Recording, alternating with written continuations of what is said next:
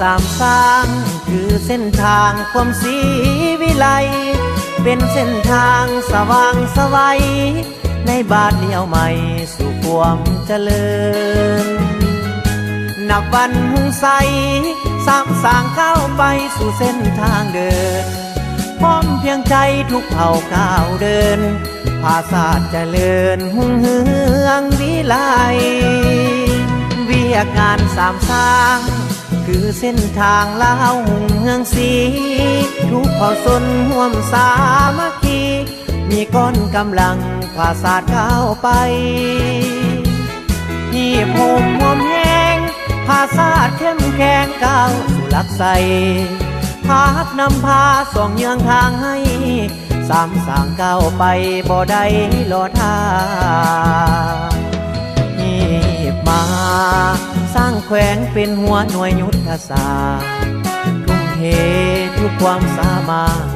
เพื่อประเทศชาติเฮาพร้อมกันสร้างสร้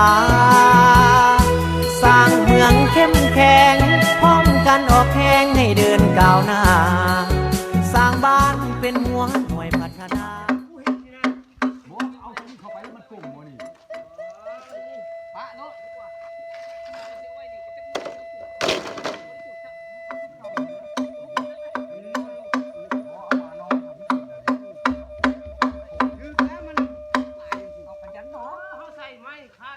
บ่ยากนะเอามานอนเอาทั้งนี้ไม่ได้เขาจองเขาเอาเลยกระทูตอกเอาลูกบ่อคำพาไม่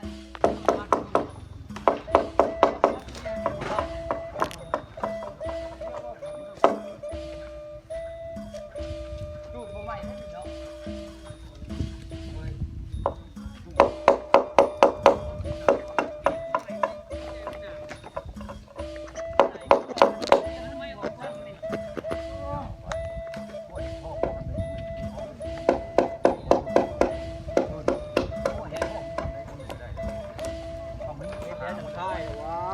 กอดมึงกับวันนั้นเลยเนาะมันง่ายกล้องเราอ่ะ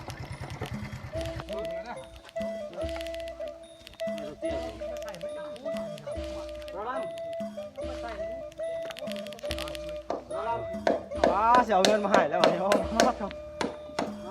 ตอนกล้องจับนี่เอามาได้เอาข้อทันได้